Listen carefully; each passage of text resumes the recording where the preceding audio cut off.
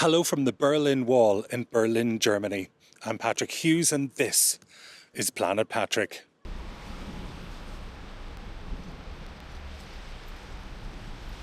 It's in fact 12 o'clock in the day and it's been absolutely pouring for the last few hours in Berlin.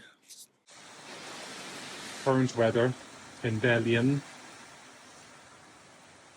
My plan was to head out and about and bring you with me a little bit, but it's been fairly damp. Let's see if what we can see. Honestly, that's the brightest it's been in a little while. So, TBF, I've been to Berlin a few times, and I thought it'd be fun. I've never filmed here before, but I've been here. But I thought it'd be fun to take you along and do a couple of really obvious touristy things, like go to the Brandenburg Gate and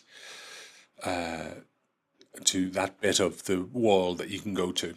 I might have time tomorrow before my sleeper train if the weather improves a bit, so maybe we'll do it then. I don't want to write off today completely, but there's just been thunder, so I think you gotta be realistic sometimes when you're filming on days like this. What about lunch?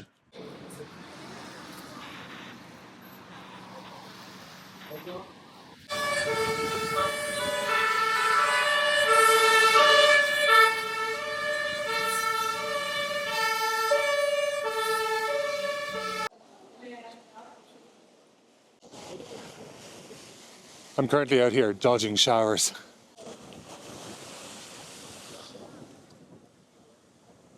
In Kraków, the story was about two different versions of the same city. The picture postcard perfect central square and the horrible history that happened in Kazimierz, the old Jewish quarter. Here in Berlin, the contrasts are even sharper. The city was split in two, as you know, east and west, and you can still see that division written into the very fabric of the city. Come with me.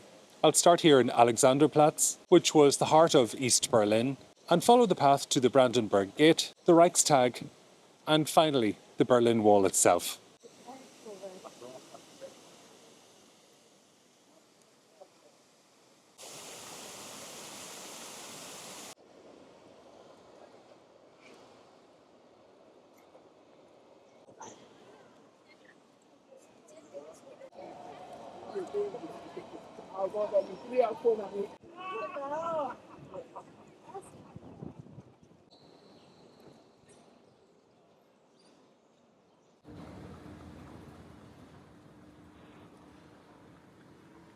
It's raining so heavily in Berlin that I've come into a convenient shopping mall. Love a shopping mall. And if I come into a shopping mall, one of my favourite shops is inevitably the tech shop, or MediaMarkt is the one here. Like Curry's in the UK or sometimes in Ireland, PC World, that kind of thing. Anywho, I take such a lot of footage that I always end up buying solid state drives. So this one was on sale for about £100 sterling, 118 euros. And I thought that was a pretty decent deal for 2 terabytes of storage. Because I back up everything twice. This isn't the fastest one. There's a better one than this by SanDisk, which is the one that I use for editing off. This is not for editing off. It's just as a secondary backup. So that's how excited my life in Berlin is today on a wet day. I'm praying for sunshine. I'm trying to see if it's stopped raining out there. I think it might have.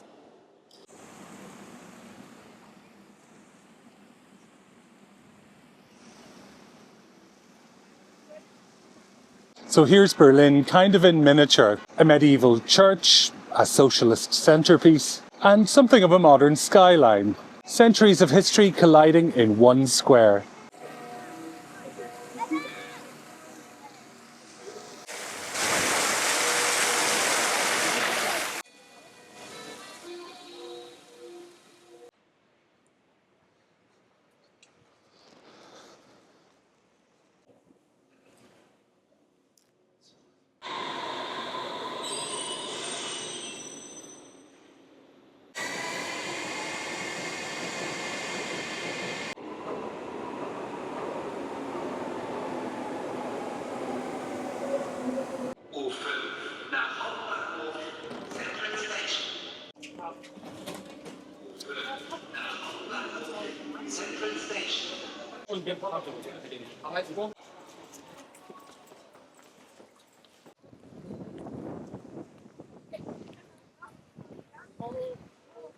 I'm at the side that reads, there's a building that says Palais am Platz.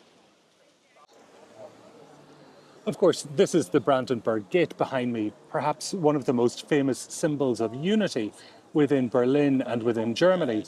But of course, once it was trapped between East Berlin and West Berlin in no man's land. I'm afraid I'm old enough to remember the scenes that played out on TV after the Berlin Wall came down. Okay, next stop is the Reichstag. I've been here once before with my friend Michael, who I'll be meeting up with later in this, I'm not sure if it's a series or just one video or not, but at some point in Budapest. And we climbed to the very top. That's not an exciting trip I'm going to take today, but I still want to go to the outside of it and have a wee look. After war, fire and division, Berlin rebuilt the Parliament building with a glass dome, a symbol of transparency for a city once torn apart.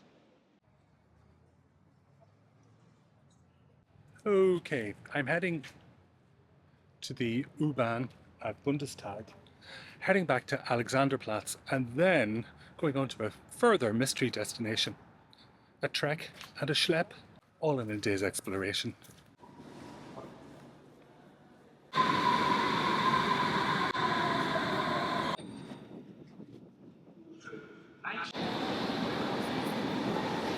Good. I'm looking for the U8 towards Wittenau. Oh, just missed that one. But there's another one along in 3 minutes. I'm deeply in favour of having a bakery on a platform. Good idea. What do you think that font is? It looks very familiar, doesn't it? The Alexanderplatz, sign. I like it. If you know, tell me so I can rob it for some purpose.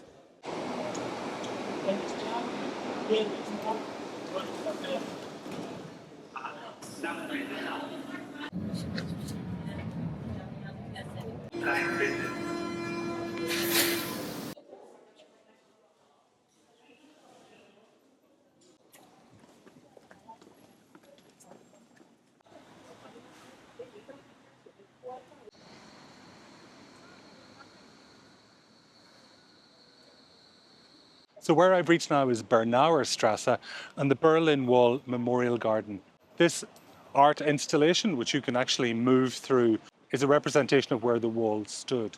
I'm going to show you a little bit of footage with this metal line that's going down between two lines of cobblestones. That line runs through Berlin and represents where the city was split into east and west. It's a very visceral way of understanding the binary split, the geographical binary that existed within Berlin.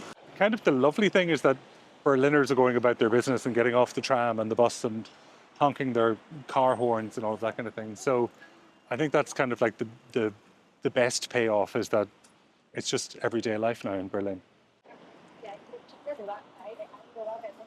So you can see here is Bernauer Strasse.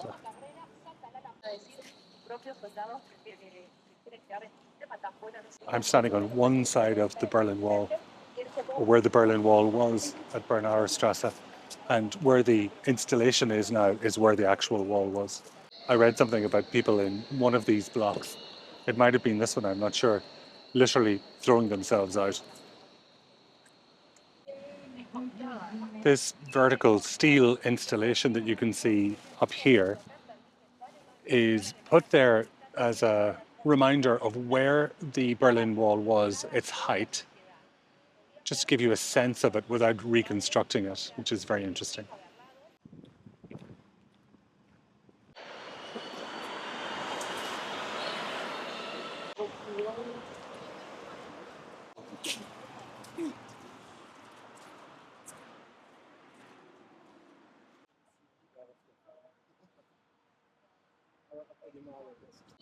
This is Bernauer Strasse, one of the most powerful places to come to understand the Berlin Wall. What you see behind me here is the outer wall. This side faced West Berlin, and that's why it's covered in graffiti.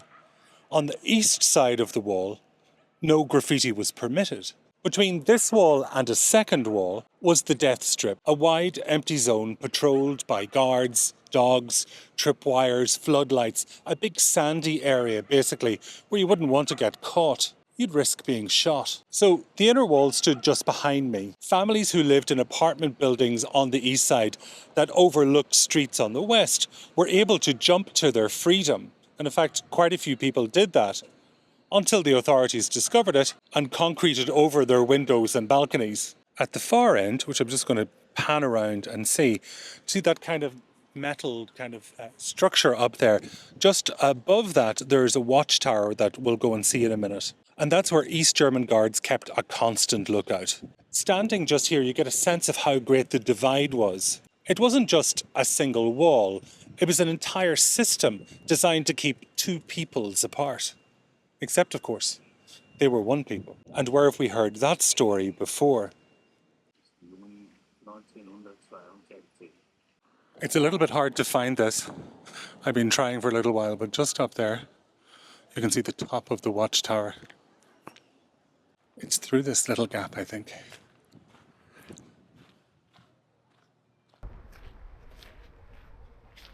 This watchtower was built to keep people in. Guards stood right here, watching over the death strip between the inner and the outer walls. From Alexanderplatz, the old East German showcase, through the Brandenburg Gate and the Reichstag, and now here at Bernauer Strasse. Berlin's history of division is written in these very streets. In Kraków, I found a tale of two cities, really. In Berlin, I found two histories, East and West, colliding in one city. And that's where I leave Berlin, at the wall, and at the tower that once enforced it.